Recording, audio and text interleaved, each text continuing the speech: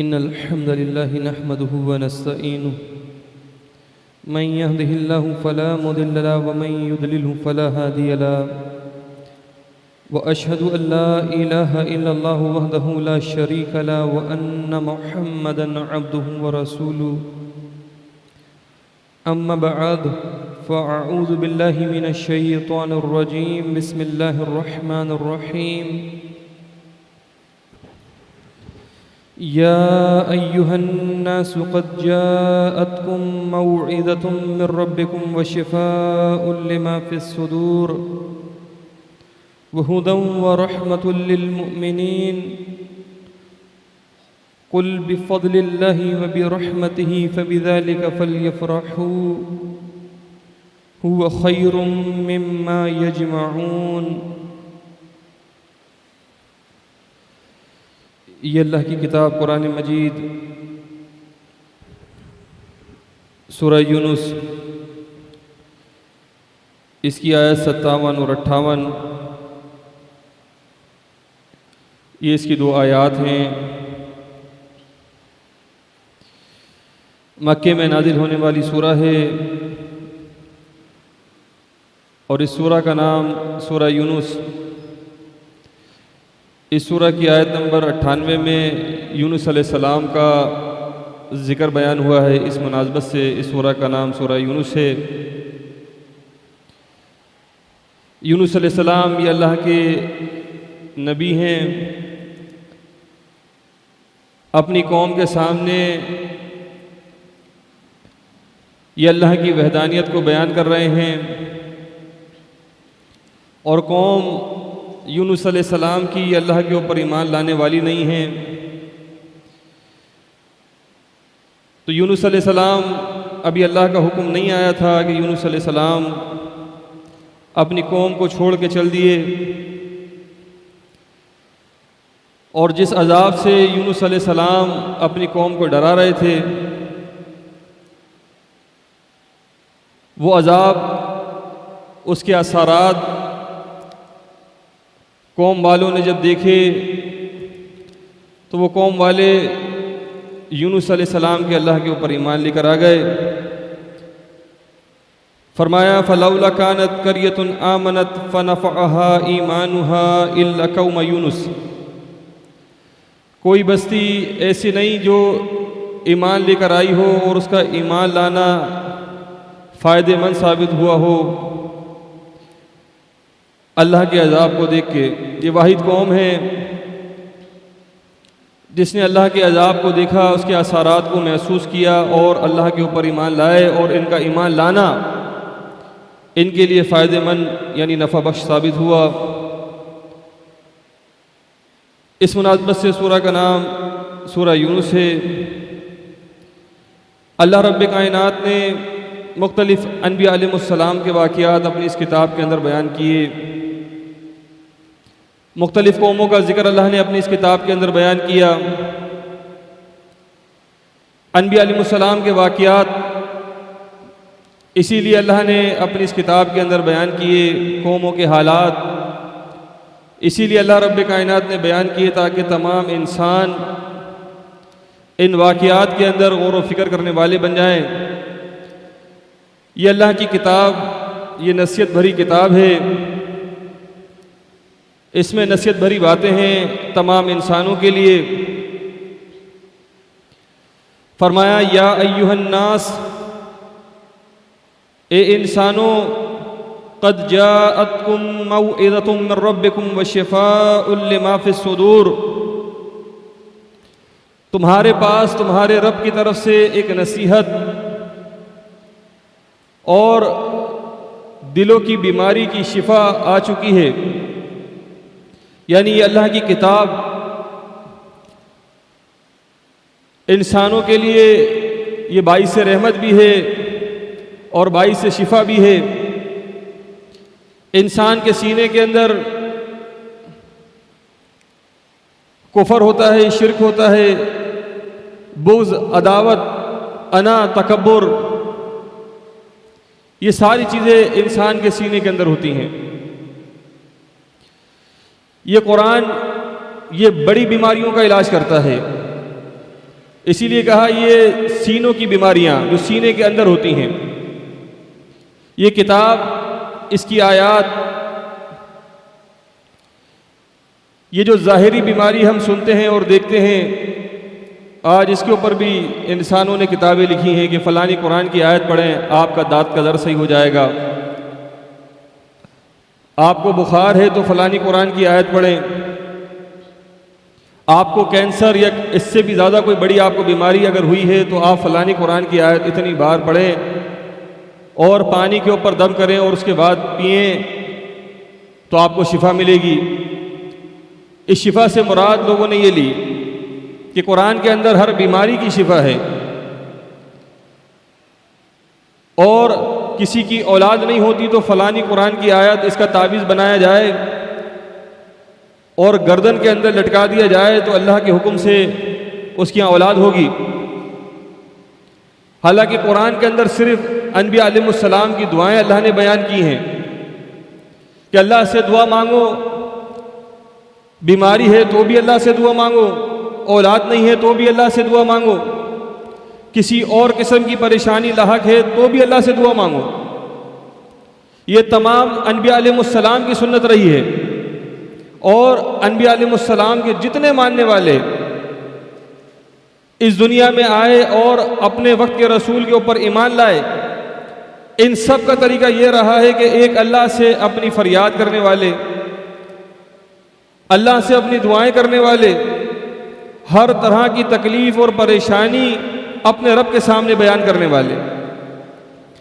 تو فرمایا کہ انسانوں تمہارے پاس ایک نصیحت بھری کتاب آئی ہے، یہ تذکرہ ہے، یہ ذکر ہے، اور اس میں ہدایت ہے، وَهُدًى وَرَحْمَةٌ لِّلْمُؤْمِنِينَ، اس میں ہدایت ہے اور رحمت ہے ایمان والوں کے لیے۔ یعنی جو شخص ایمان لائے اور اللہ کی اس کتاب سے فائدہ اٹھائے، ان آیات کے اوپر غور و فکر کرنے والا بنے، اللہ کی اس کتاب کی آیات کو اپنے جسم کے اوپر نافذ کرنے والا بنے، اس کتاب کے مطابق ایمان لانے کے بعد اس کتاب کے مطابق اپنا عمل بنائے، اور اس کے بعد نبی صلی اللہ علیہ وسلم کی سنت کو اختیار کرنے والا بنے۔ اس کتاب کے اندر اللہ نے یہ ہدایت کی باتیں رکھی، سورہ قمر میں بیان فرمایا 4 جگہ کہ وَلَقَدْ يَسَّرْنَا الْقُرْآنَ لِلذِّكْرِ فَهَلْ مِن مُدَّكِرٍ، کہ ہم نے اس قرآن کو نصیحت کے لیے آسان کیا ہے، تو کوئی ہے اللہ کی اس کتاب سے نصیحت حاصل کرنے والا، کوئی ہے اللہ کی اس کتاب کے نزدیک آ کے اس سے فائدہ اٹھانے والا، اللہ کی ان آیات کے اوپر غور و فکر کرنے والا؟ تو فرمایا کہ یہ ہدایت ہے اور رحمت ہے ایمان والوں کے لیے۔ کل نبی صلی اللہ علیہ وسلم آپ کہیں کہ بفضل اللہ و برحمتہ، یہ تو اللہ کا فضل ہے اور اس کی رحمت ہے، یہ کتاب اللہ کا فضل ہے اور یہ اللہ کی طرف سے رحمت ہے۔ فَبِذَلِكَ فَلْيَفْرَحُوا، تو انہیں چاہیے کہ یہ پھر خوشیاں منائیں اللہ کی اس رحمت کے اوپر اور اللہ کے اس فضل کے اوپر، ان کو چاہیے کہ یہ خوشیاں منائیں۔ اور هُوَ خَيْرٌ مِّمَّا يَجْمَعُونَ، یہ بہتر ہے اس سے جو یہ لوگ جمع کرتے ہیں، یعنی ان کے پاس مال اور دنیا کے سامان ہیں جو آج انسان اور ایمان والے جمع کرتے ہیں۔ قرآن کہتا ہے یہ بہتر ہے، یہ قرآن بہتر ہے، اور اس قرآن کی آیات بہتر ہیں، یہ پوری کتاب بہتر ہے ان چیزوں سے جو انسان اپنے پاس جمع کرتا ہے، اس سے بہتر ہے یہ۔ تو ایمان والوں کو کیا چاہیے کہ وہ اللہ کے اس فضل کے اوپر جو اللہ نے ان کے اوپر فضل کیا کہ اپنے آخری رسول محمد صلی اللہ علیہ وسلم کے اوپر یہ کتاب کو نازل کیا، اور اس کتاب کو اللہ نے رحمت بنایا ایمان والوں کے لیے، ہدایت بنایا ایمان والوں کے لیے، تو انہیں چاہیے کہ یہ اس کے اوپر خوش ہو جائیں کہ اللہ نے اتنا بڑا رحم کیا، اللہ کے آخری رسول محمد صلی اللہ علیہ وسلم کو مبعوث کیا، انسانوں میں سے ایک رسول اللہ نے بنایا، اور اس کے اوپر اللہ نے یہ وحی نازل کی، یہ آخری کتاب اپنے آخری رسول محمد صلی اللہ علیہ وسلم کے اوپر نازل کی۔ یہ ایمان والوں پہ اللہ نے بڑا احسان کیا کہ ان میں انہی میں سے ایک رسول کو بھیجا، اور اس کے بعد اس رسول کے اوپر یہ کتاب کو اللہ نے نازل کیا. یہ کتنا بڑا اللہ نے احسان کیا ایمان والوں کے اوپر. تو فرمایا کہ انہیں چاہیے پھر یہ خوش ہو جائیں اور خوشیاں منائیں. انہیں خوش ہو جانا چاہیے. لیکن وہی انداز جو اس سے پچھلی امتوں کا رہا، انبیاء علیہ السلام کو ماننے کے بعد انداز وہی ہے یہود و نصارہ والا، کلمہ پڑھنے والوں کا آج، کہ کتاب کو اللہ نے رحمت بنایا، اس کو اللہ نے ہدایت بنایا، اس کے اوپر اللہ نے کہا تم خوشیاں مناؤ. تو اس کتاب کے اندر بنی اسرائیل، اس طرح اس سے پہلے کی کتابیں آئیں تو بنی اسرائیل اس کے اندر تحریف کرنے والے، ترمیم کرنے والے، اور کتاب کے کچھ حصے کو مانتے تھے اور کچھ حصے کا وہ انکار کر دیا کرتے تھے. یہ انداز انہوں نے اپنایا. اس کے معنی اور مفہوم کو تبدیل کرنے والے اور اللہ کی ہدایت کو چھپانے والے اور اس کے اوپر قلیل معاوضہ لینے والے. آج یہ کلمہ پڑھنے والوں کی اکثریت کا حال بھی کچھ اسی طرح آج دکھائی دیتا ہے کہ نبی صلی اللہ علیہ وسلم کے بارے میں بھی آج وہی انداز اپنایا گیا ہے جو اس سے پہلے گزری ہوئی قوموں نے اپنایا اپنے رسولوں کے بارے میں. یہی آج قرآن کی آیت جگہ جگہ ہمیں لکھی بھی دکھائی بھی دے گی اور دیتی بھی ہے کہ نبی صلی اللہ علیہ وسلم جس طرح قرآن نے کہا کہ تمہیں چاہیے کہ اس فضل کے اوپر، اس رحمت کے اوپر خوشیاں مناؤ، تو اللہ کے نبی صلی اللہ علیہ وسلم یہ تو بڑی ہستی ہیں اور اللہ کا یہ بڑا فضل ہے اور یہ اللہ کی رحمت ہے. تو ہم نبی صلی اللہ علیہ وسلم کے آنے کے اوپر خوشیاں کیوں نہ منائیں جس طرح قرآن نے بیان کیا. اور پھر سورہ انبیاء آیت نمبر 107 کہ وما ارسلناک الا رحمتا للعالمین، کہ نبی صلی اللہ علیہ وسلم ہم نے آپ کو تمام عالمین کے لیے رحمت بنا کے بھیجا. اس میں کوئی شک نہیں ہے کہ نبی صلی اللہ علیہ وسلم تمام عالمین کے لیے باعث رحمت. اور نبی صلی اللہ علیہ وسلم کا دن منانا اور نبی صلی اللہ علیہ وسلم کی محبت کے اندر غلوف کرنا، حد سے آگے بڑھ جانا، جس طرح اس سے پہلے کی قوموں نے یہ غلوف کیا، محبت کے اندر آگے بڑھ گئے اور اتنا آگے بڑھ گئے کہ اللہ کا ند بنا دیا. وہی آج انداز کہ اللہ کے نبی صلی اللہ علیہ وسلم رحمت، اللہ کے نبی صلی اللہ علیہ وسلم نعمت. اور قرآن سورہ الضحیٰ آیت نمبر 11 میں کہتا ہے وَأَمَّا بِنِعْمَةِ رَبِّكَ فَحَدِّثْ، کہ اپنے رب کی نعمت کا خوب خوب چرچا کرو. تو آج اس سے یہی مراد دی گئی کہ ہم نبی صلی اللہ علیہ وسلم کا چرچا کرنے والے ہیں. ہم تو نبی صلی اللہ علیہ وسلم کا ذکر کرنے والے ہیں کیونکہ نبی صلی اللہ علیہ وسلم اللہ کی رحمت ہیں، نبی صلی اللہ علیہ وسلم اللہ کی نعمت ہیں. اور اللہ خود کہتا ہے قرآن میں کہ اپنے رب کی نعمت کا خوب خوب چرچا کرو. حالانکہ قرآن سورہ ابراہیم آیت نمبر 34 کے اندر اللہ نے بیان کیا کہ وَإِن تَعُدُّوا نِعْمَتَ اللَّهِ لَا تُحْصُوهَا، کہ اللہ کی نعمتیں تو اتنی ہیں، اتنی اللہ کی نعمتیں ہیں کہ اگر تم شمار کرنا چاہو، تم گننا چاہو تو تم اللہ کی نعمتوں کو شمار نہیں کر پاؤ گے، تم اللہ کی نعمتوں کو گن نہیں پاؤ گے. کتنی نعمتیں اللہ نے ہمیں عطا کی ہیں کہ ایک انسان اگر غور و فکر کرے تو ہم اللہ کی نعمتوں کا شکر ادا نہیں کر سکتے.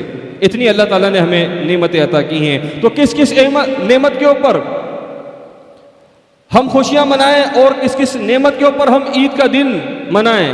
ہمارے پاس سال کے دن ہی 365 ہیں اور اگر ہم اللہ کی نعمتیں شمار کرنا شروع کریں تو یہ اللہ کی نعمتیں اتنی ہیں کہ یہ دن کم پڑ جائیں گے ہمیں. اتنی نعمتیں اللہ تعالیٰ نے ہمیں عطا کی ہیں اگر ہم غور و فکر کریں تو. ہر نعمت کے اوپر پھر ہمیں چاہیے کہ روزانہ کی بنیاد کے اوپر ہم عیدیں منائیں. یہ اللہ کے نبی صلی اللہ علیہ وسلم کی تعلیم نہیں رہی ہے، یہ نبی صلی اللہ علیہ وسلم کا طریقہ کار نہیں رہا ہے. اللہ کے نبی صلی اللہ علیہ وسلم سے محبت یہ ایمان کا جز ہے. خود نبی صلی اللہ علیہ وسلم نے بیان کیا، صحیح بخاری کتاب الایمان کے اندر آتا ہے، انس رضی اللہ عنہ بیان فرماتے ہیں کہ نبی صلی اللہ علیہ وسلم نے بیان فرمایا کہ تم میں سے کوئی شخص مومن نہیں ہو سکتا، ایمان والا نہیں ہو سکتا تم میں سے کوئی شخص جب تک میں اس کے والد، اس کی اولاد اور تمام انسانوں سے زیادہ محبوب نہ ہو جاؤں۔ تم میں سے کوئی شخص ایمان والا نہیں ہو سکتا۔ یعنی نبی صلی اللہ علیہ وسلم سے محبت یہ ایمان کا جز ہے، ایمان کا حصہ ہے یہ۔ اور نبی صلی اللہ علیہ وسلم خود بیان فرما رہے ہیں کہ تم ایمان والے نہیں ہو سکتے جب تک تمہاری محبت کا تقاضا، تمہاری محبت کا معیار یہ نہ ہو جائے کہ تم اپنے ماں باپ، اپنی اولاد اور تمام انسانوں سے بڑھ کے تم مجھ سے محبت کرنا شروع نہ کر دو۔ اور یہ محبت کا انداز کیا ہے؟ قرآن نے ہمیں بتایا ہے۔ یہ محبت یہ نہیں ہے نبی صلی اللہ علیہ وسلم کی کہ ایک کلمہ پڑھنے والا سال کے 1 مہینے کے اندر نبی صلی اللہ علیہ وسلم سے محبت کا دعویٰ کرے گا، بڑھ چڑھ کے محبت کا دعویٰ کرے گا، اور وہ کام کرے گا جس کا حکم نہ اللہ کی کتاب نے ہمیں دیا، نہ خود اللہ کے سچے اور پیارے آخری رسول صلی اللہ علیہ وسلم نے ہمیں دیا، نہ صحابہ کرام نے ہمیں دیا۔ ہم تو وہ کام کریں گے جس کا حکم اللہ کی کتاب ہمیں دیتی ہو، یا اللہ کے آخری سچے اور پیارے رسول ہمیں دیتے ہوں، یا صحابہ کرام کا طرز عمل ہمارے سامنے ہو۔ اس کے اندر ہدایت ہے، اس کے اندر فائدہ ہے، اور یہ ہدایت کے وہ راستے ہیں جو جنت کی طرف جاتے ہیں۔ اسی کا حکم قرآن نے دیا کہ اطیعوا اللہ و اطیعوا الرسول، تم اطاعت کرو اللہ کی اور اطاعت کرو اس کے رسول صلی اللہ علیہ وسلم کی، اگر واقعی تم ایمان والے ہو تو۔ اور نبی صلی اللہ علیہ وسلم سے محبت یہ تو خود قرآن نے حکم دیا، کیونکہ ایک ایمان والا یہ سب سے زیادہ محبت کے اندر شدید جو ہوتا ہے وہ اللہ سے ہوتا ہے، اور کوئی مقابلہ نہیں ہے اللہ کی محبت سے کسی کی محبت کا۔ اللہ کی محبت یہ سب سے زیادہ شدید ہے ایک ایمان والے کے نزدیک۔ سورہ البقرہ آیت نمبر 165 کے اندر اللہ نے بیان فرمایا کہ والذین آمنوا اشد حبا للہ، کہ ایمان والا اللہ کی محبت کے اندر بڑا شدید ہے۔ یہ اللہ کی اطاعت کرنے والا، اللہ کی فرما برداری کرنے والا، اور ہر حکم کو اللہ کے ماننے والا، یہ ایمان والا ہے۔ جو حکم اللہ نے اسے دے دیا اس کو مانتا ہے، یہی تو ایمان کا تقاضا ہے۔ اور جو حکم آخری رسول صلی اللہ علیہ وسلم نے دے دیا ہے اس کو ماننے والا ہے، یہ اس سے انحراف کرنے والا نہیں ہے، ان سے منہ پھیرنے والا نہیں ہے یہ، بلکہ اللہ اور اس کے رسول کی اطاعت کرنے والا، فرما برداری کرنے والا۔ قرآن کہتا ہے سورہ آل عمران آیت نمبر 31 اور 32 کے اندر کہ کل نبی صلی اللہ علیہ وسلم آپ ان سے کہیں کہ ان کنتم تحبون اللہ، اگر تم واقعی اللہ سے محبت کرتے ہو، یعنی تمہارا یہ دعویٰ ہے کہ تم اللہ کی محبت کے اندر شدید تر ہو، تو نبی علیہ السلام آپ ان سے کہیں کہ فاتبعونی، کہ میری اتباع کرو۔ پھر تم اگر تم واقعی اللہ سے محبت کرنے والے ہو تو میری اتباع کرو، یحببکم اللہ، اللہ تم سے پھر محبت کرے گا۔ یعنی نبی صلی اللہ علیہ وسلم کی محبت اللہ کی محبت کے بعد، اللہ کی محبت اور نبی صلی اللہ علیہ وسلم کی محبت کا کوئی مقابلہ نہیں ہے۔ اللہ کی محبت بالکل الگ ہے، اس کے بعد ایک ایمان والا اللہ کی محبت کے اندر شدید ترین ہونے کے بعد ایک ایمان والا اللہ کے آخری رسول سے سب سے زیادہ اس کائنات کے اندر محبت کرتا ہے۔ ایسی محبت وہ پھر کسی سے نہیں کرتا، نہ اپنے ماں باپ سے کرے گا، نہ اپنی اولاد سے کرے گا، نہ انسانوں میں کوئی ایسا ہے جس سے ایسی محبت رکھی جائے اور کی جائے جیسی محبت اللہ کے نبی صلی اللہ علیہ وسلم سے کی جائے۔ اور اسی بات کا اللہ نے حکم دیا کہ نبی علیہ السلام آپ انہیں کہیں کہ قل ان کنتم تحبون اللہ، یہ تو اللہ کی محبت کے دعوے دار ہیں، یہ کہنے والے ہیں کہ ہم اللہ کی محبت میں شدید ترین ہیں، ہم اللہ کے حکم کو مانتے ہیں۔ تو نبی علیہ السلام پھر ان کے سامنے آپ یہ بات بیان کریں کہ فاتبعونی، کہ میری اتباع کرو، میری پیروی کرو، میری اطاعت کرو، جن کاموں کا حکم میں تمہیں دیتا ہوں وہ کام کرو، اور جن کاموں سے تمہیں روکتا ہوں وہ کام تم نہ کرو، میری اتباع کرو۔ اور نبی صلی اللہ علیہ وسلم کی اطاعت در حقیقت اللہ کی اطاعت ہے۔ جس نے اللہ کے نبی صلی اللہ علیہ وسلم کی اطاعت کی، من یطع الرسول فقد اطاع اللہ، سورہ النساء آیت نمبر 80 میں اللہ نے بیان فرمایا جس کسی نے اللہ کے نبی صلی اللہ علیہ وسلم کی اطاعت کی در حقیقت اس نے اللہ کی اطاعت کی، کیونکہ اللہ کے نبی صلی اللہ علیہ وسلم کی اطاعت کا حکم خود اللہ نے دیا، اور اس اطاعت کو بھی اللہ نے اپنی طرف لے لیا کہ نبی علیہ السلام کی اتباع کرنے والا، نبی علیہ السلام کی اطاعت کرنے والا، نبی صلی اللہ علیہ وسلم کی پیروی کرنے والا وہ ایسا ہے جسے اس نے اللہ کی اطاعت کی، اللہ کے حکم کو مانا۔ تو نبی علیہ السلام آپ ان سے کہیں کہ اگر یہ اللہ سے محبت کے اندر شدید ترین ہیں اور ان کا دعویٰ ہے کہ ان کنتم تحبون اللہ، کہ یہ اللہ سے محبت کرتے ہیں، انہیں کہیں آپ فاتبعونی، میری اتباع کرو، میری پیروی کرو، میری سنت کو اپناؤ، اپنے جسم کے اوپر میری سنت کو نافذ کرو. یہ ہے سچی محبت نبی صلی اللہ علیہ وسلم سے، کہ نبی صلی اللہ علیہ وسلم کی سنت کو اپنایا جائے، نبی علیہ السلام کے طریقہ کار کو اپنایا جائے، اپنی زندگانی بنایا جائے نبی علیہ السلام کی سنت کو، ہر کام میں نبی علیہ السلام کی سنت کو ڈھونڈا جائے. یہ نبی صلی اللہ علیہ وسلم سے محبت ہے. اس محبت کو کرنے کے بعد اللہ کیا کرے گا؟ نبی علیہ السلام سے اعلان کرایا، آپ انہیں بتائیں یحببکم اللہ، میں بھی ان سے محبت کروں گا. اگر یہ مجھ سے محبت کرتے ہیں اور آپ کی پیروی کرتے ہیں، آپ کی اتباع کرتے ہیں، تو یحببکم اللہ، میں ان سے محبت کروں گا. ویغفر لکم ذنوبکم، اور ان کے گناہوں کو معاف کر دوں گا. پھر میں اللہ کتنا بڑا کام کرے گا ہمارے ساتھ کہ اگر ہم اللہ سے محبت کریں، اس کے رسول سے محبت کریں، تو اللہ کہہ رہا ہے میں پھر ان سے محبت کرنے والا بنوں گا، میں بھی ان سے محبت کروں گا، کیونکہ یہ مجھ سے محبت کرتے ہیں، میرے رسول سے محبت کرتے ہیں، یعنی میری اطاعت کرتے ہیں، میرے رسول کی اطاعت کرتے ہیں، تو ایسے شخص سے تو میں محبت کرتا ہوں، اور بدلے میں اس کے گناہوں کو معاف کرتا ہوں. جو چھوٹے گناہ ہم سے ہو جاتے ہیں، اللہ کہتا ہے میں ان کے گناہوں کو معاف کرنے والا بن جاؤں گا، کیونکہ یہ اللہ سے استغفار کرنے والے ہیں، اللہ سے معافیاں مانگنے والے ہیں، تو میں ان کے گناہوں کو معاف کر دوں گا. لیکن کوئی شخص اگر اللہ اس کے رسول صلی اللہ علیہ وسلم کی اطاعت نہ کرے، پیروی نہ کرے، صرف زبانی دعویٰ کرنے والا ہو کہ میں اللہ کی اطاعت کرنے والا ہوں، میں اللہ کے نبی صلی اللہ علیہ وسلم سے محبت کرنے والا ہوں اور ان کی اطاعت کرنے والا ہوں، لیکن اطاعت کا ثبوت ہی نہ دے، صبح سے لے کر رات تک کسی کام میں اللہ کے نبی صلی اللہ علیہ وسلم کی سنت ہماری دکھائی نہ دے، ہمارے لین دین میں دکھائی نہ دے، ہماری بات چیت میں دکھائی نہ دے، ہمارے اخلاق میں دکھائی نہ دے، ہماری تجارت میں دکھائی نہ دے، ہماری نوکریوں میں دکھائی نہ دے، ہمارے ماں باپ کے ساتھ وہ نبی صلی اللہ علیہ وسلم کے حکم دکھائی نہ دیں، ہمارے رشتہ دار، ہمارے خاندان کے اندر ہمارے وہ نبی صلی اللہ علیہ وسلم کے جو اخلاق ہیں وہ ہمیں دکھائی نہ دیں. اس طرح اللہ کی اطاعت ہے، اس طرح اللہ کے حقوق ہیں. ایک ایمان والے کے اوپر سب سے پہلے حقوق کس کے ہیں؟ اللہ کے حقوق ہیں، ہمیں اللہ کے حقوق پورے کرنا ہے. اس کے بعد نبی صلی اللہ علیہ وسلم کے حقوق ہیں، اس کے بعد ماں باپ کے حقوق ہیں، بیوی بچوں کے حقوق ہیں، رشتہ داروں کے حقوق ہیں، اور ان تمام حقوقوں کے بارے میں اللہ ہم سے پوچھنے والا ہے. ان تمام حقوقوں کے بارے میں اللہ ہم سے پوچھے گا. تو فرمایا کہ اگر یہ اللہ سے محبت کرتے ہیں تو نبی علیہ السلام آپ کی اتباع کرنے والے ہوں گے. صحابہ کرام نبی صلی اللہ علیہ وسلم سے محبت کرنے والے تھے، اسی لیے قرآن نے ان کے ایمان کو معیار بنایا کہ فَإِنْ آمَنُوا بِمِثْلِ مَا آمَنْتُمْ بِهِ فَقَدْ اهْتَدَوْا، اگر تم ایمان لاتے ہو ان کی طرح جس طرح یہ صحابہ کرام ایمان لے کر آئے ہیں تب تمہیں ہدایت ملے گی. تو ہمیں یہ غور کرنا ہے، ہمیں محاسبہ کرنا ہے اپنا کہ ہم واقعی صحابہ کرام کی طرح ایمان لے کر آئے ہیں یا صرف ہم نے صحابہ کا نام سنا ہے، ہم صرف صحابہ کے نام سننے والے ہیں کہ ہم نے نام سن لیے صحابہ کرام کے، ہاں ابو بکر رضی اللہ عنہ، عمر بن خطاب، عثمان، علی، بلال رضی اللہ عنہم، ہم نے صرف نام سنے ہیں ان کے، ہم نے کبھی ان کی زندگانیاں پڑھی ہیں؟ ہم جانتے ہیں ابو بکر رضی اللہ عنہ کون تھے، کس طرح ایمان لائے تھے، کیا کام کیے انہوں نے؟ عمر بن خطاب کس طرح ایمان لائے تھے، کیا کام کیے انہوں نے؟ اور صحابہ کرام دیگر کس طرح نبی علیہ السلام پہ ایمان لائے تھے؟ ان کی زندگانیاں کیا تھیں؟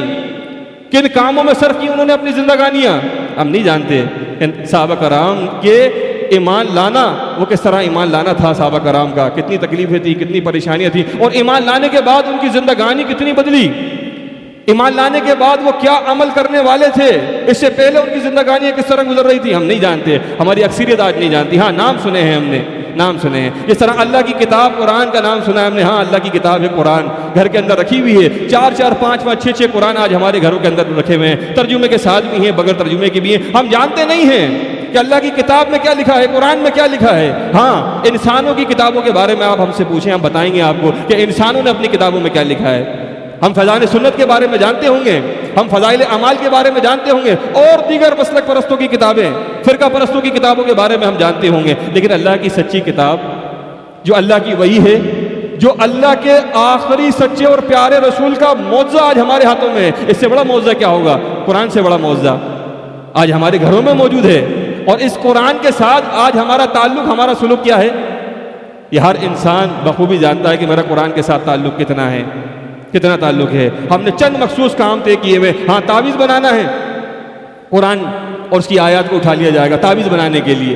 بچی گھر سے شادی کر کے نکل رہی ہے اور شادی کے اندر ہر وہ کام کیا ہے 3 اور 5 دن جس سے اللہ ناراض ہو، جس سے اس کا رسول صلی اللہ علیہ وسلم کی سنت کے خلاف ہو، ہر وہ کام کیا ہم نے، اور شادی کے رخصتی کے دن بیٹی کے سر پہ ہم نے یہ قرآن ضرور رکھنا ہے۔ دل مطمئن ہے ہمارا۔ اس قرآن میں کیا لکھا ہے بیٹی کو بھی نہیں پتا، بیٹی کے باپ کو بھی نہیں پتا، اس کے بھائیوں کو بھی نہیں پتا اس قرآن میں کیا لکھا ہے۔ ہاں سر پہ رکھا ہے بیٹی کے ہم نے قرآن کو، اور کہا کہ ہاں اس قرآن کے سائے کے اندر جائے گی، اس کی تربیت، اس قرآن سے اس بیٹی کی تربیت ہم نے بھلے نہ کی ہو، اس کے مطابق اس کی زندگی بھلے نہ ہو، ایمان عقیدہ اس قرآن کے مطابق نہ ہو، ہاں سائے کے اندر اس قرآن کے ہو۔ ایسے کتنے ہی قرآن اپنی بیٹیوں کے اوپر رکھ دیے جائیں، سجا دیے جائیں اور سائے کے اندر نکال دیا جائے، کوئی فائدہ نہیں ہوگا، کوئی فائدہ نہیں ہوگا۔ ہاں کسی کی وفات ہو جائے تو یہ قرآن کی تلاوت کر دی جائے گی، قرآن خوانی کے نام سے ہم قرآن کی تلاوت کریں گے، قرآن خوانی کریں گے ہم۔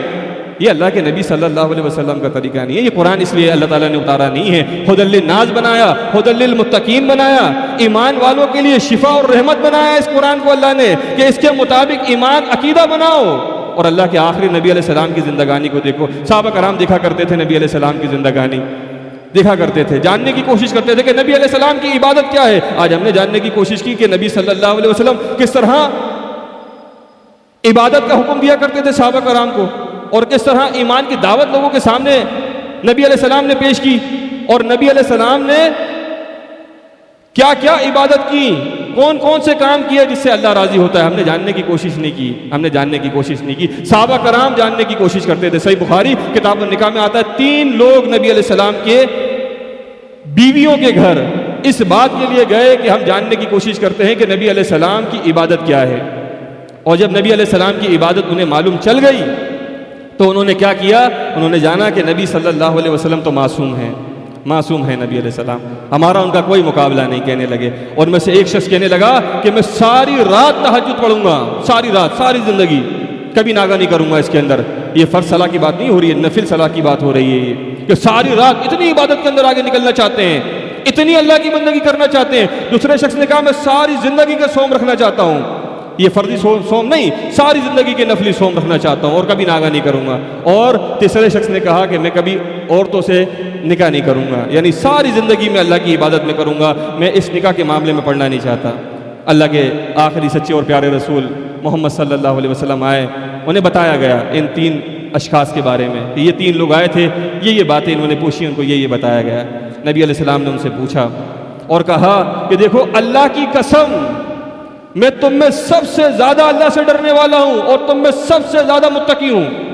اللہ کی قسم کھا کے نبی علیہ السلام کہہ رہے ہیں، اور کیا کہہ رہے ہیں کہ دیکھو میں رات کو تہجد پڑھتا ہوں اور ناغہ بھی کرتا ہوں، کبھی پڑھتا ہوں اور کبھی چھوڑ بھی دیتا ہوں، اور میں صوم رکھتا ہوں اور ناغہ بھی کرتا ہوں، کبھی افطار بھی کرتا ہوں، کبھی بغیر صوم کے بھی رہتا ہوں، اور میں نے نکاح بھی کیا ہوا ہے۔ اور نبی علیہ السلام نے بیان فرمایا من رغب عن سنتی فلیس منی، جس نے میری سنت سے منہ پھیرا اس کا مجھ سے کوئی تعلق نہیں ہے۔ وہاں نبی علیہ السلام نے کہا تھا کہ تمہاری محبت کا معیار یہ ہو کہ تم اپنے ماں باپ، اپنی اولاد، تمام انسانوں سے زیادہ اگر مجھ سے محبت نہ کرو مومن نہیں ہوگے، ایمان والے نہیں ہوگے۔ اور یہاں نبی علیہ السلام کہہ رہے ہیں من رغب عن سنتی فلیس منی، تم نے میری سنت سے انحراف کیا، منہ پھیرا، تمہارا مجھ سے کوئی تعلق نہیں۔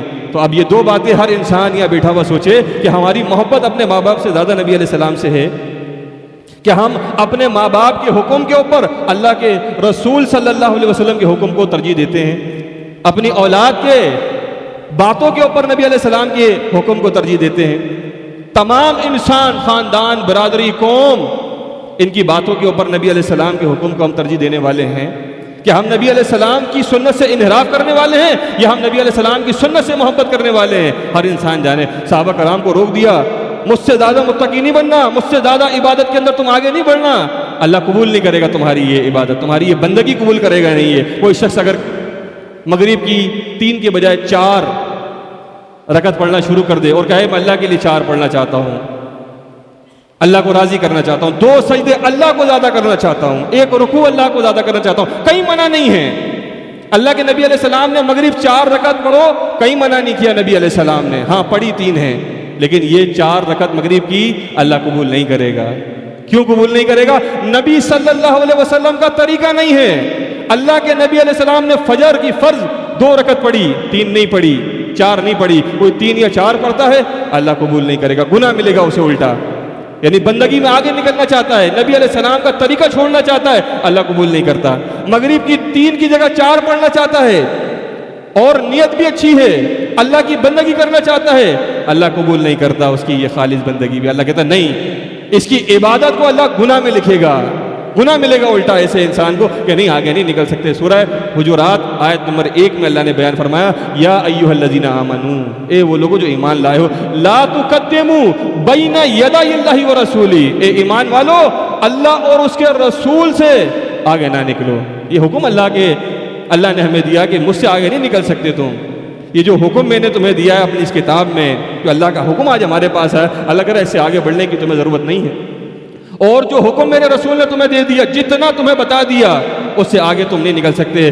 جتنے انبیاء علیہ السلام آئے تھے، یہاں تک کہ اللہ کے آخری رسول محمد صلی اللہ علیہ وسلم نیکیاں رسول بتاتے تھے۔ آج کسی انسان کو اللہ نے یہ اختیار نہیں دیا کہ وہ نیکی بتائے ہمیں، جتنا بڑا مفتی ہو، جتنا بڑا عالم ہو، شیخ الحدیث ہو، شیخ القرآن ہو، مدرسے چلانے والا ہو، اللہ نے کسی کو یہ اجازت نہیں دی کہ وہ نیکیاں بتائے ہمیں۔ نیکیاں اللہ کے آخری رسول بتائیں گے ہمیں، اور وہ نیکی ہوگی جس میں نبی علیہ السلام کی مہر لگی ہوئی ہوگی، جو صحابہ کرام کے عمل سے ہمیں ملی ہوگی۔ حقیقت میں نیکی وہ ہے، نیکی رسول بتاتا ہے کہ نیکی کب کرنی ہے، کون سا کام نیکی ہے اور کتنی کرنی ہے، یہ اللہ کے نبی علیہ السلام بتاتے ہیں۔ یہ 3 باتیں وقت کا رسول بتاتا ہے۔ کسی شخص کو اللہ نے یہ اجازت نہیں دی کہ وہ خود سے کہے کہ فلانا کام نیکی کا ہے، فلانا کام نیکی کا ہے، یہ تو اجازت اللہ نے نہیں دی ہمیں۔ یہ اجازت صحابہ کرام کے پاس بھی نہیں تھی، انبیاء کے ماننے والوں کے پاس بھی یہ اجازت نہیں تھی کہ وہ نیکیاں ایجاد کرنا شروع کریں اور کہیں کہ یہ فلانا کام بھی نیکی کا ہے۔ جس طرح مختلف آج ہم کام دیکھتے ہیں اور انہیں نیکی کا نام دے دیا جاتا ہے، نیکی کا نام کہ یہ نیکی کا کام ہے، اجر کا کام ہے، اس میں حرج کیا ہے؟ یہ باتیں بیان کی جاتی ہیں آج کہ اس میں حرج کیا ہوگا، یہ تو نیک کام ہے، کھانا سامنے رکھ کے سورۃ الفاتحہ پڑھی ہے ہم نے، اس میں حرج کیا ہے؟ یہ بتایا جاتا ہے آج تو ہمیں کہ کوئی حرج نہیں ہے اس کے اندر۔ تیجے 40 میں کرنے میں کیا حرج ہے؟ چنوں پہ لا الہ الا اللہ محمد رسول اللہ پڑھنے پہ کیا حرج ہے؟ قبر کو پکی بنانے میں کیا حرج ہے؟ آج یہ بتایا جاتا ہے اس میں حرج کیا ہے اور اس کا منع کہاں کیا گیا ہے؟ یہ آج دلیلیں ہیں۔ دلیل تو یہ ہونی چاہیے تھی کہ اللہ کے نبی علیہ السلام کا طریقہ یہ ہے، اللہ کی کتاب، اس کی آیات ہمیں یہ بتا رہی ہیں، نبی علیہ السلام کی زندگانی، نبی علیہ السلام کا حکم ہمیں یہ بتا رہا ہے، اور صحابہ کرام کا طرز عمل ہمیں یہ بتا رہا ہے، یہ باتیں مانی جاتی ہیں۔ بلکہ آج ہمیں کیا بتایا جاتا ہے کہ دیکھیں اس میں حرج کیا ہے۔ اگر یہ ہم قرآن خوانی کر لیتے ہیں، 6 لوگ مل کے بیٹھ جائیں گے اور ایک قرآن ختم کریں گے اور اصالِ ثواب کر دیں گے، اس میں مزائقہ کیا ہے؟ قرآن سورہ الحشر آیت نمبر 7 اس کا حصہ اللہ نے بیان فرمایا کہ وما آتاکم الرسول فخذوہ اور وما نہاکم عنہ فانتہوا واتقوا اللہ ان اللہ شدید العقاب، کہ جو کچھ رسول تمہیں دے اسے تم لے لو، اور وما نہاکم عنہ فانتہوا، اور جس چیز سے تمہیں منع کر دے، روک دے، وہ کام تم نہ کرو۔ نبی علیہ السلام نے جو کام کیا اس کا کرنا سنت ہوگا، اور جو کام نبی علیہ السلام نے نہیں کیا اس کا نہیں کرنا سنت ہے۔ نبی علیہ السلام کی زندگانی کے اندر نبی علیہ السلام کی بیٹیوں کی وفات ہوئی، نبی علیہ السلام کے بیٹوں کی وفات ہوئی، نبی علیہ السلام کا خود اپنی پیدائش کا دن آیا، نبی علیہ السلام نے کوئی ایسے کام نہیں کیے کہ پیدائش کے دن جھنڈے لگائے ہوں، نعرے لگائے ہوں، اپنی بیٹیوں کا، اپنے بیٹوں کا یہ قرآن خوانی کی ہو، تیجے 40ویں کی ہو، ان کی قبر کو پکا بنایا، اس پہ عمارت تعمیر کی ہو۔ بلکہ نبی علیہ السلام کا ہمیں حکم کیا ملے گا مسلم کی روایت کے اندر کہ ان یجسس القبر ان یبنى علیہ وان یقعد علیہ، کہ قبر کو کچا رکھو، اس پہ مجاور بن کے نہ بیٹھو اور اس کے اوپر عمارت کوئی تعمیر نہ کرو۔ یہ نبی صلی اللہ علیہ وسلم کا طریقہ، یہ نبی علیہ السلام کا ہمیں حکم ملے گا۔ تو نبی صلی اللہ علیہ وسلم سے محبت کا تقاضا یہ ہے کہ نبی علیہ السلام کی اتباع کی جائے، نبی علیہ السلام کا طریقہ اپنایا جائے، اور جو کام نبی علیہ السلام نے کی ہے وہ نبی علیہ السلام کی سنت ہے، ان سنت کی پیروی کی جائے، اور جو کام نبی علیہ السلام کر سکتے تھے اپنی زندگانی کے اندر اور جو کام نبی علیہ السلام نے نہیں کیے ان کا نہیں کرنا پھر سنت ہوگا۔ اور مسلم کتاب جمعے کے احکام اور نسائی کتاب عیدین کے احکام کے اندر روایت آتی ہے، جابر بن عبداللہ رضی اللہ عنہ بیان فرماتے ہیں کہ نبی علیہ السلام نے بیان فرمایا کہ فَإِنَّ خَيْرَ الْحَدِيثِ كِتَابُ اللَّهِ وَخَيْرَ الْهَدِي هَدْيُ مُحَمَّدٍ صلی اللہ علیہ وسلم وَشَرَّ الْأُمُورِ مُحْدَثَاتُهَا وَكُلُّ مُحْدَثَةٍ بِدْعَةٌ وَكُلُّ بِدْعَةٍ ضَلَالَةٌ وَكُلُّ ضَلَالَةٍ فِي النَّارِ، کہ سب سے بہترین اور اچھی بات اللہ کی کتاب کی ہے، قرآن کی، اور سب سے بہترین اور عمدہ طریقہ محمد صلی اللہ علیہ وسلم کا طریقہ ہے، اور دین کے اندر ہر نئی بات، ہر نئی چیز بدعت ہے، اور ہر بدعت یہ گمراہی ہے، اور ہر گمراہی یہ جہنم کے اندر ہمیں لے کے جانے والی ہے۔ یہ نبی صلی اللہ علیہ وسلم نے ہمارے لیے تعلیمات کو چھوڑا ہے کہ نبی علیہ السلام کہتے ہیں میری اتباع کرو، میری پیروی کرو، میری اطاعت کرو، اور صحابہ کرام واقعی نبی صلی اللہ علیہ وسلم کی اطاعت کرنے والے، ایک ایک کام نبی علیہ السلام کا دیکھنے والے، اس کو اپنی زندگانی کا حصہ بنانے والے کہ نبی علیہ السلام بیٹھتے کس طرح ہیں، نبی علیہ السلام کھاتے کس طرح ہیں، نبی علیہ السلام سفر میں کہاں رکتے ہیں، یہ صحابہ کرام محسوس کرنے والے اور نوٹ کرنے والے نبی علیہ السلام کے یہ کام، یعنی نبی علیہ السلام اگر صوم بھی رکھتے ہیں نفلی تو صحابہ کرام دیکھتے تھے نبی علیہ السلام کو۔ اسی طرح مسلم کتاب الصوم کے اندر آتا ہے، ابو قتادہ انصاری رضی اللہ عنہ بیان کرتے ہیں کہ ایک شخص نے نبی علیہ السلام سے پوچھا کہ نبی علیہ السلام بتائیں آپ پیر کے دن کا صوم رکھتے ہیں، آپ پیر کے دن کا صوم کیوں رکھتے ہیں؟ نبی علیہ السلام کی سنت ہے پیر کے دن صوم رکھنے کی۔ تو ایک شخص نے نبی علیہ السلام سے پوچھا کہ نبی علیہ السلام آپ پیر کے دن کا صوم رکھتے ہیں؟ نبی علیہ السلام نے کہا اس دن میں پیدا ہوا، اس دن میں پیدا ہوا اور اسی دن مجھ پہ وحی یعنی قرآن نازل کیا گیا۔ تو آج یہ بات بھی بیان کی جاتی ہے، جشن عید میلاد النبی منانے والے کہتے ہیں کہ نبی علیہ السلام دیکھیں پیدا ہوئے اور پیدا ہونے کے بعد نبی علیہ السلام نے اس کی خوشی منائی۔ کس طرح خوشی منائی؟ صوم رکھ کے خوشی منائی۔ اور آج یہ بتانے والے کیا کریں گے؟ یہ لنگر تقسیم کریں گے اس دن، یہ صوم نہیں رکھیں گے اس دن، یہ لنگر تقسیم کریں گے، یہ شیرینی تقسیم کریں گے، یہ پانی اور شربت تقسیم کریں گے اس دن۔ اور دلیل کیا دیں گے کہ نبی علیہ السلام جس دن پیر کے دن پیدا ہوئے اس دن نبی علیہ السلام نے صوم رکھا۔ حالانکہ احادیث کا مطالعہ کرتا کوئی انسان، ہم مطالعہ نہیں کرتے، ہم نے صرف باتوں کو سنا ہے مولوی اور پیروں کی، کیونکہ مسلک اور فرقوں سے تعلق ہے ہمارا۔ جو گھر میں دین باپ دادا کا ہمیں ملا، ہم نے کہا یہی بہتر دین ہے۔ جس طرح ایک ہندو سوچتا ہے ہاں دین تو یہی ہے، ایک عیسائی اور ایک یہودی سوچتا ہے کہ دین تو یہی ہے، اس طرح آج کا مسلک پرست فرقہ پرست بھی یہ سوچتا ہے کہ دین تو باپ دادا کا یہی اچھا ہے ہمارا جو ہمیں گھر میں ملا۔ دلیل کوئی نہیں ہے، تحقیق کچھ نہیں ہے، تحقیق صرف مولوی کی اور ماں باپ کی ہے، اپنی ذاتی کوئی تحقیق نہیں ہے اسلام کے بارے میں۔ ہمیں خود ہی نہیں پتا کہ نبی علیہ السلام نے نماز کس طرح پڑھی۔ جو ہم نماز پڑھتے ہیں، ہم نے کبھی اس نماز کو احادیث کی کتابوں میں دیکھا؟ نہیں دیکھا ہم نے احادیث کی کتابوں میں۔ ہم نے عید کی نماز پڑھی، ہم نے کبھی دیکھا عید کی نماز نبی علیہ السلام نے کس طرح پڑھی؟ ہم نے نہیں دیکھا۔ یہ زکوٰۃ نبی علیہ السلام کس طرح حکم دیا کرتے تھے؟ ہم نے صرف سنا، ہم نے پوچھا، ہم نے تحقیق نہیں کی ان باتوں کی کہ نبی علیہ السلام صوم کس طرح رکھتے تھے، تجارت کس طرح کرتے تھے، لین دین کا معاملہ کیا تھا نبی علیہ السلام کا، نبی علیہ السلام کے اصحاب کیا کرتے تھے، محنت مزدوری کیا کرتے تھے نبی علیہ السلام کے اصحاب، دین فروش نہیں تھے، قرآن کو پڑھا کے پیسہ کمانے والے نہیں تھے، اذانوں کی اجرت لینے والے نہیں تھے، امامت کی اجرت لینے والے نہیں تھے، وہ تو تحقیق کرنے والے تھے۔ حالانکہ ترمذی کتاب الصوم کے اندر آتا ہے، ابو ہریرہ رضی اللہ عنہ بیان کرتے ہیں کہ نبی علیہ السلام نے بیان فرمایا کہ میں پیر اور جمعرات اس کا صوم کیوں رکھتا ہوں؟ کیونکہ اللہ کے دربار میں، اللہ کی بارگاہ میں اعمال پیش ہونے کا دن ہے پیر اور جمعرات۔ یہ اعمال پیش ہوتے ہیں، تمام انسانوں کے اعمال پیش ہوتے ہیں پیر کے دن اور جمعرات کے دن۔ تو نبی صلی اللہ علیہ وسلم بیان فرما رہے ہیں جب میرے اعمال اللہ کے پاس پیش ہوں تو میں صوم کی حالت میں ہوں، میرا روزہ ہو، یعنی بندگی کی حالت میں، عبادت کی حالت میں میرے اعمال اللہ کے پاس پیش ہوں۔ یہ نبی صلی اللہ علیہ وسلم کا تقویٰ تھا۔ آج اس سے دلیل کیا نکالی ہے؟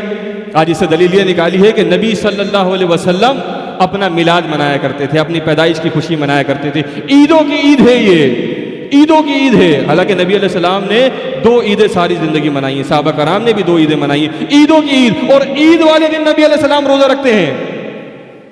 یہ ہماری عقل کا حال ہے، ایک طرف ہم کہتے ہیں عیدوں کی عید ہے اور دوسری طرف دلیل دیتے ہیں کہ نبی علیہ السلام نے اپنی عید، اپنا میلاد کس طرح منایا؟ صوم رکھ کے منایا۔ عید کے دن نبی علیہ السلام صوم رکھتے تھے۔ کوئی سمجھدار آدمی اپنی عقل کا استعمال کرے اور کوئی پوچھے کہ عید والے دن کون روزہ رکھتا ہے؟ نبی علیہ السلام نے تو عید کے دن ہمیں روزہ رکھنے سے منع کیا ہے، اور جو عیدوں کی عید ہو اس دن تو کھانا پینا بھی شاید منع ہو پورے دن، کیونکہ جہاں اتنی چیزیں نکالی گئی ہیں وہاں تو پھر اور آگے انسان یہ بڑھ جائے اور زیادہ اس میں شدت اختیار کرے، لیکن نہیں کی یہاں پہ۔ نبی صلی اللہ علیہ وسلم کا یہ طریقہ نہیں ہے، یہ انداز نبی صلی اللہ علیہ وسلم کا نہیں ہے۔ یہ محبت کا وہی انداز ہے جو یہود و نصارہ کا تھا۔ اتنی محبت کی یہودیوں نے عزیر علیہ السلام سے۔ سورہ توبہ آیت نمبر 30 قرآن کہتا ہے کہ وقالت اليہود عزیر ابن اللہ، یہود کیا کہتے ہیں؟ عزیر اللہ کے بیٹے ہیں۔ کیوں اللہ کا بیٹا بنایا؟ محبت اتنی کی، محبت میں غلو کیا، اتنی شدید محبت کی جو محبت اللہ سے ہونی چاہیے تھی وہ عزیر علیہ السلام سے کی، اتنی کی کہ اللہ کا بیٹا بنا دیا ان کو. اور یہی انداز وقالت النصارى مسیح ابن اللہ، اور نصارہ کیا کہتے ہیں؟ مسیح اللہ کے بیٹے ہیں. قرآن کہتا ہے ذالک قولہم بافواہہم، یہ ان کی منہ کی باتیں ہیں خالی. اللہ کیوں کسی کو بیٹا بنائے گا؟ اللہ تو وحدہ لا شریک ہے. اور آج یہ کلمہ پڑھنے والی امت، یہ وہی یہود و نصارہ کا انداز انہوں نے اپنایا، اور کیا عقیدہ دیا کہ اللہ کے نور میں سے ایک نور ہے، نور من النور اللہ، اللہ کی ذات کا ٹکڑا نبی صلی اللہ علیہ وسلم ہے، اللہ کے نور میں سے ایک نور ہے معاذ اللہ. یہ تو وہ بات ہے جو قرآن کہتا ہے سورہ مریم میں کہ تکاد السماوات یتفطرن من وتنشق الارض وتخر الجبال ہدا، کہ اس بات سے تمہاری یہ آسمان پھٹ جائے، یہ زمین شک ہو جائے، یہ پہاڑ یہ ڈھا دیے جائیں. ان دعوا للرحمن ولدا، تم کہتے ہو رحمان کی اولاد ہے، یعنی انہوں نے بیٹا بنایا تو قرآن کہتا ہے یہ آسمان پھٹ جائے. تم اتنی بھاری بات لے کر آئے ہو، یہ زمین تمہارا جسم کا بوجھ نہ اٹھائے، تمہیں سہارا نہ دے، یہ پھٹ پڑے، تمہیں کھا جائے یہ، اور یہ پہاڑ یہ ریزہ ریزہ ہو جائیں. تمہاری جرت کتنی ہے؟ یہ اتنی بڑی بات تم نے کہی ہے کہ رحمان اولاد رکھتا ہے. آج اس سے بڑی بات کی ہے کلمہ پڑھنے والوں نے کہ اللہ کی ذات کا ٹکڑا براہ راست شریک نبی علیہ السلام، اللہ کے نور میں سے نور. اور سننے والا جو کہتا ہے اس کے اوپر کوئی اثر نہیں ہوتا، اور کلمہ پڑھتا ہے وحدہ لا شریک کا، وحدہ لا شریک، اللہ کا شریک کوئی نہیں ہے. اور پھر کہتا ہے اللہ کے نبی علیہ السلام اللہ کے نور میں سے نور ہیں. اللہ قل هو اللہ احد، اللہ ایک ہے. تو اللہ ایک کہاں ہے؟ اللہ تو معاذ اللہ دو ہو گئے. اللہ کے نور میں سے نور ہیں، اللہ کا تو شریک ہے، وحدہ لا شریک کہاں رہا اللہ کے نور میں سے نور ہم کہتے ہیں نبی صلی اللہ علیہ وسلم کو. یہ اللہ کی دیوی صلاحیتوں اور عقل کا استعمال ہم نے کیا ہے. ہمارے دماغ پہ مسلک پرستی، فرقہ پرستی، باپ دادا کا دین یہ اتنا چھایا ہوا ہے کہ آج اللہ کی باتیں ہمیں سمجھ میں نہیں آتی. اللہ کے پیارے سچے آخری رسول کی باتیں آج ہمیں سمجھ میں نہیں آتی. اور یہ مشابہت ہے، یہ کھلی مشابہت ہے، یہود و نصارہ کی مشابہت ہے، انداز وہی ہے. اور نبی صلی اللہ علیہ وسلم نے بیان فرمایا، ابو داؤد کتاب اللباس، عبداللہ ابن عمر رضی اللہ عنہ بیان کہتے ہیں کہ من تشبہ بقوم فہو من، جو کسی قوم کی مشابہت کرے وہ انہی میں شمار ہوگا. یہ آج ہم نے عید میلاد النبی منانے کا جو جلسے نکالے ہیں، جلوس نکالے ہیں، یہ جھنڈے لگانا اور یہ شرکیہ نعتیں پڑھنا اس کے اندر، اور نبی علیہ السلام کے نام کے اوپر اپنا مال تقسیم کرنا اور پکوان بنا کے تقسیم کرنا، یہ اللہ کی کتاب ہمیں اس بات کی اجازت نہیں دیتی. نہ نبی علیہ السلام کا ہمارے پاس حکم ہے، نہ صحابہ کرام کا طرز عمل ہے. یہ وہی انداز یہود و نصارہ کا، آگے بڑھ گئے، ان سے بھی آگے بڑھ گئے ہم. تو نبی علیہ السلام کہہ رہے ہیں جو کسی قوم کی مشابہت اختیار کرے گا ان کا شمار انہیں میں ہوگا. آج ہمارا شمار ایمان والوں میں ہوگا، صحابہ کرام میں ہمارا شمار کرے گا اللہ، یا یہود و نصارہ میں ہمارا شمار کرے گا؟ انداز کس کا ہے یہ؟ طریقہ کار کس کا ہے یہ؟ اور خود نبی صلی اللہ علیہ وسلم اپنے بارے میں کہتے ہیں، صحیح بخاری کتاب الانبیاء، عمر بن خطاب رضی اللہ عنہ بیان کہتے ہیں کہ میں نے نبی علیہ السلام کو منبر پہ کھڑے ہو کے یہ بیان کرتے ہوئے سنا کہ لوگوں مجھے اتنا نہ بڑھانا جتنا نصارہ نے عیسیٰ ابن مریم کو بڑھا دیا، یعنی انہیں اللہ کا بیٹا بنا دیا. میں اللہ کا بندہ ہوں. نبی علیہ السلام اپنے بارے میں کیا کہتے ہیں؟ میں اللہ کا بندہ ہوں، تم مجھے عبدہ و رسولہ کہنا. ہم نے کیا کہا؟ نور و رسول. ہم کہتے ہیں اللہ کے نور میں سے نور ہیں اور رسول ہیں. اور نبی علیہ السلام کیا کہہ رہے ہیں کہ مجھے کیا کہنا؟ عبدہ و رسول، میں اللہ کا بندہ ہوں، اللہ کا رسول ہوں. تو اللہ رب کائنات سے اپنے لیے بھی دعا ہے، تمام سننے والے بھائیوں کے لیے دعا ہے کہ مالک پاک پروردگار ہمیں اللہ کی اس کتاب اس کو پڑھنے کی ہمیں توفیق دے مالک، کہ ہم اللہ کی ان کتاب کے اوپر غور و فکر کرنے والے بنے، اور ان قریب ہم موت سے ہم کنار ہونے والے ہیں، ہم جانے والے ہیں اللہ کی یہ دنیا چھوڑ کے. اللہ ہم سے پوچھے گا کہ دنیا میں اتنے ٹائم تم رہے، تم نے ایمان کیا بنایا؟ یہ کتاب تمہارے پاس موجود تھی، میرے آخری سچے پیارے رسول کی سنتیں تمہارے پاس، ان کی باتیں تمہارے پاس موجود تھیں، صحابہ کرام کا طریقہ کار تمہارے پاس موجود تھا، تم غافل کیوں رہے؟ تم نے غور و فکر کیوں نہیں کی؟ تو اللہ رب کائنات سے اپنے لیے بھی دعا ہے، تمام بھائیوں کے لیے دعا ہے. سبحانک اللہم و بحمدک اشہد ان لا الہ الا انت استغفرک و اتوب الیک. یہ اتوار کا یہ زونل اجتماع اتوار کا جو آنے والا ہے پرسوں، یہ اسی مسجد مسلم مسجد